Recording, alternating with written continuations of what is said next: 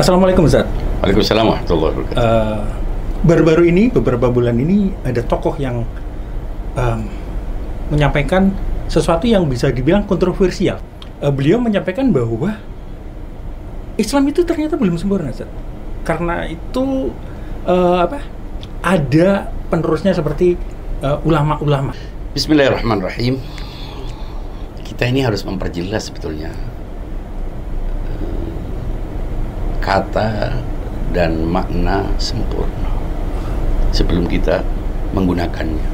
Karena kebanyakan orang banyak menggunakan kata tapi tidak benar-benar tahu tentang makna dari kata yang digunakan.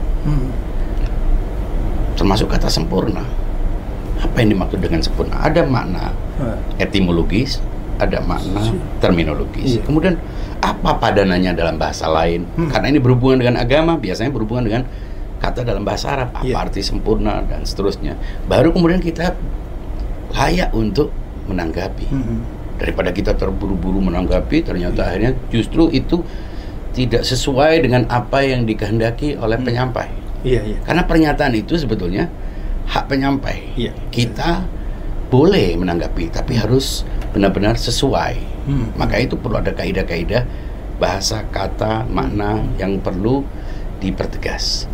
Nah, di masyarakat sendiri sempurna kan seperti absolut, super, Ustaz. Jadi lebih dari yang lain dan nggak ada pandanannya, ibaratnya. Apakah artinya Islam itu sendiri seperti sudah paling utuh, paling baik, paling sempurna, paling super dibandingkan dengan yang lain? Atau dari sebelum-sebelumnya?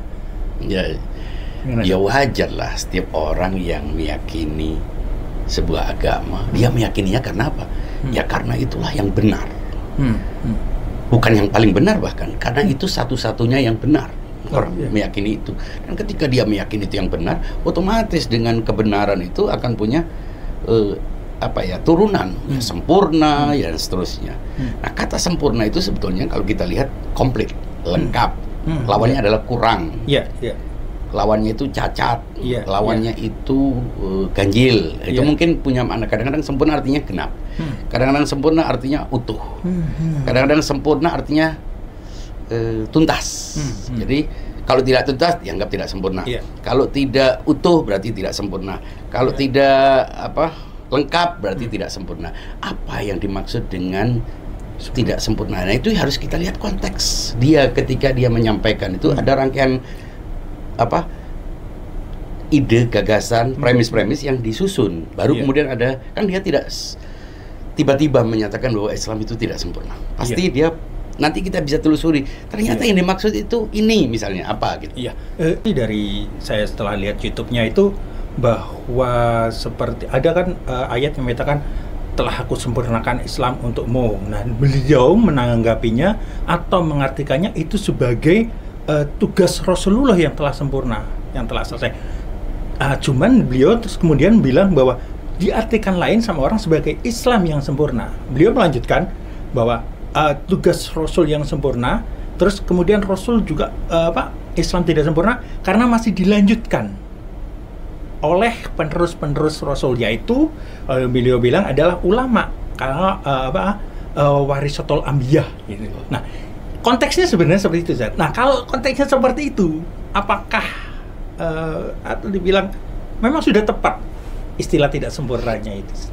Itulah sebabnya kalau orang itu sekedar menyampaikan tapi dia juga tidak memberikan penjelasan tentang makna yang digunakan, kata dari yang digunakan, itu memang kadang-kadang persoalan muncul karena penyampai, kadang juga karena audiens, pendengar. Saya berusaha untuk melihat, mengamati apa yang dia sampaikan secara letterlek, bahwa dengan mengutip ayat bahwa ayat al-yaumal akmaltu lakum dinakum wa atmamtu alaikum ni'mati wa raditu lakumul islam madina, itu artinya bahwa Nabi telah sempurna melaksanakan tugasnya. Ternyata yang dia maksud dengan sempurna itu sudah rampung. Nah, ini juga punya makna. Berarti sudah rampung, sudah selesai, itu artinya sudah sempurna. Boleh jadi itu maksudnya. Tapi ketika berbicara tentang agama itu sendiri, dia pisahkan antara tugas Nabi yang sempurna dengan agama yang dibawa oleh Nabi.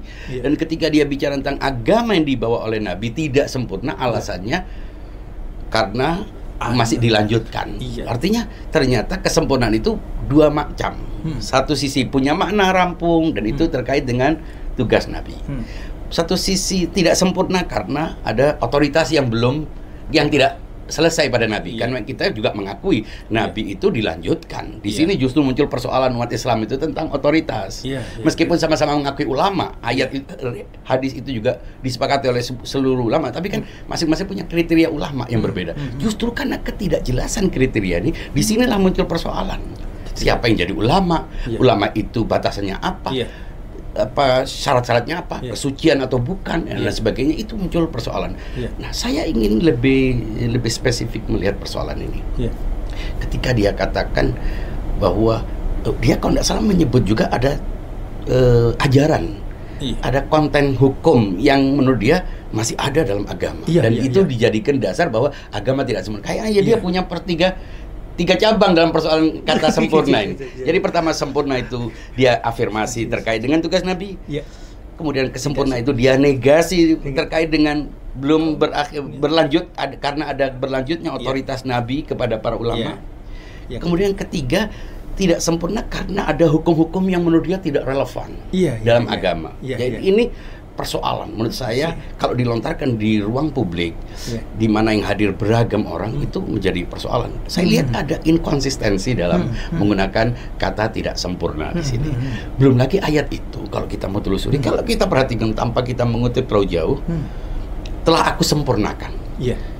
Kok tiba-tiba menjadi artinya kan Tuhan yang mengatakan telah aku sempurnakan agama ini untukmu dan aku relakan. Ini kan konteksnya yang menyebutkan itu Tuhan. Artinya Tuhan yang telah menyempurnakan. Kok bisa dipahami bahwa Nabi telah melaksanakan tugas? Ini justru di ayat lain kalau kita mau perhatikan. Ada ayat yang berbunyi, Ya ayyuhar rasulu balligh ma unzila ilaika min rabbik.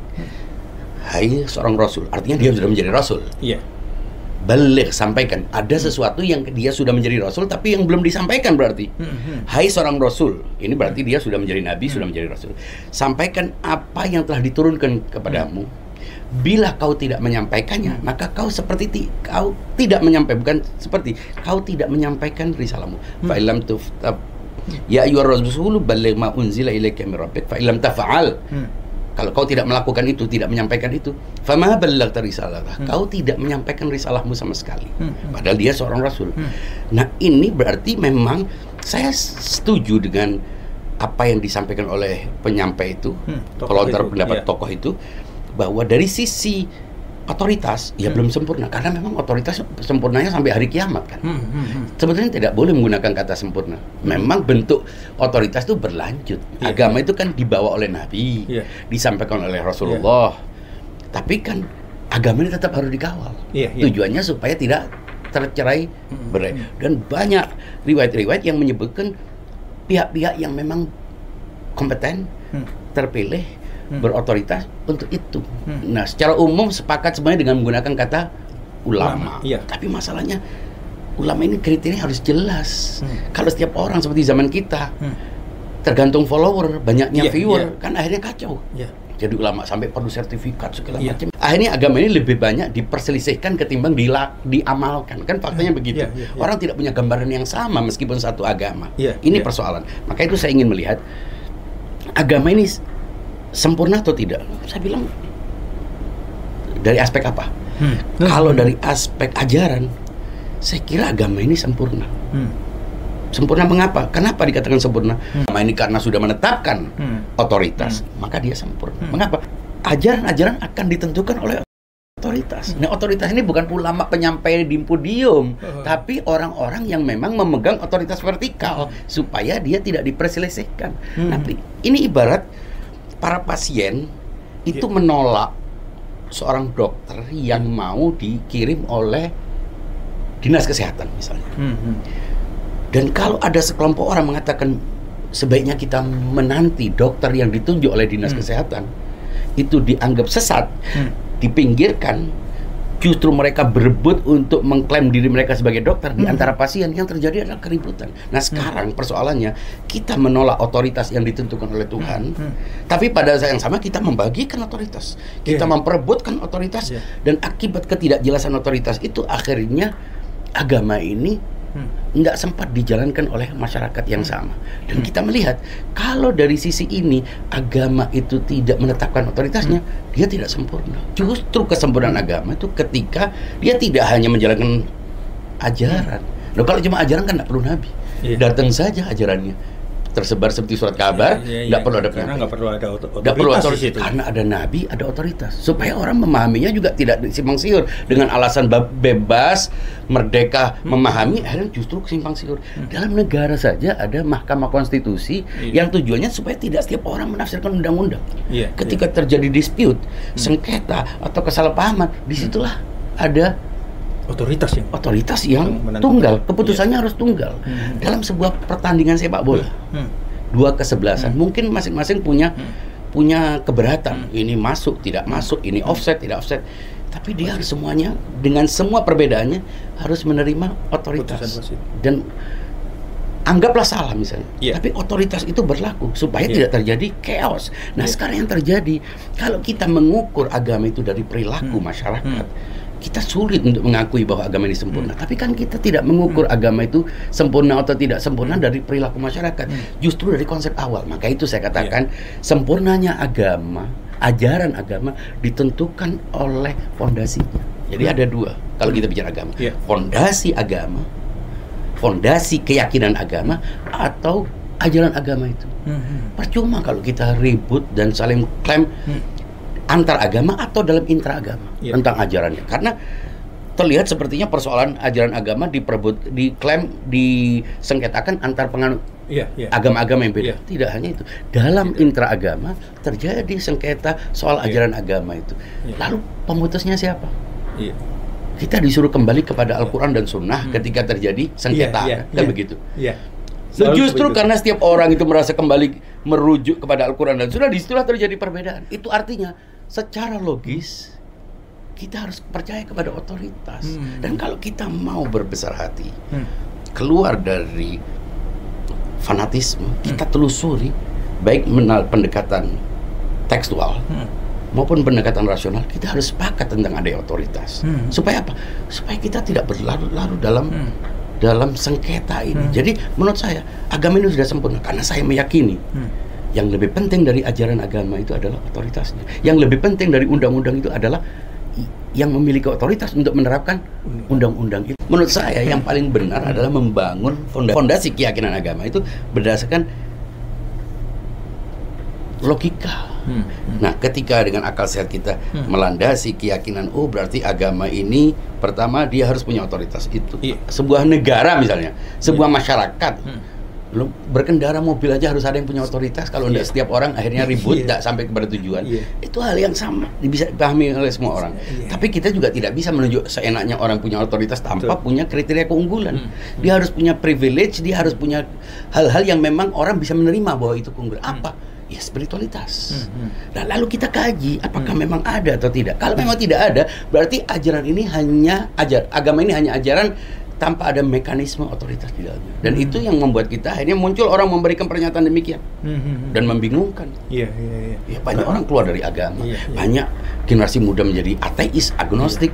Itu sebetulnya ada fenomena tentang pentingnya agama ini tidak hanya diperebutkan, tidak hanya disengketakan soal ajarannya. Karena orang memperebutkan ajaran, mensengketakan ajaran, pada akhirnya kelihatannya tidak terlalu banyak perbedaan antara satu ajaran dengan ajaran agama yang lain. Pernah sebuah ajaran agama yang bertentangan dengan akal sehat? Saya kira tidak. Jangan hanya agama. Undang-undang setiap negara sebetulnya kembalinya kepada akal sehat, sehingga tidak ada perbedaan. Menurut saya nggak perlu ribut kita sengketa klaim ajaran agama. Agama kita sempurna, agama kita yang paling baik. Karena hampir semua orang mengajarkan menjaga orang lain. Semua agama, undang-undang negara dimanapun itu semua juga begitu. Karena basisnya adalah akal sehat. Nah, mengapa kita tidak sepakat untuk membangun sebuah prinsip-prinsip rasional yang dengan itu akhirnya kita menerima agama dengan dua prinsipnya, otoritas dan ajaran. Otoritasnya dulu. Oh iya, sudah otoritasnya, baru produk dari otoritas itu adalah ajaran. Bangun dulu kriterianya. Logis, komprehensif, baru kemudian kita mencari siapa. Tapi kalau kita keburu siapa, memulai siapa, itu akan terjadi, akan ada polarisasi, like, dislike, kecocokan, suka tidak suka, dan itu justru kacau. Sekarang ini akhirnya begitu yang terjadi. Setiap orang mengklaim, dirinya ulama. Karena dia ulama, dia bisa memutuskan halal, haram, orang sesat, tidak sesat. Itu justru karena dia menganggap dirinya ulama. Loh, siapa yang mengangkat Anda?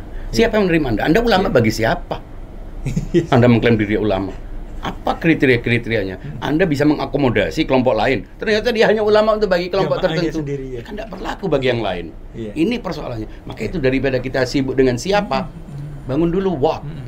Apa dulu, baru siapa. Jadi menurut saya, tokoh ini dengan semua kontroversinya, dengan semua pernyataan yang terlihat tidak konsisten, dia mewakili sebuah keresahan. Boleh jadi tujuannya adalah satir dia sebetulnya.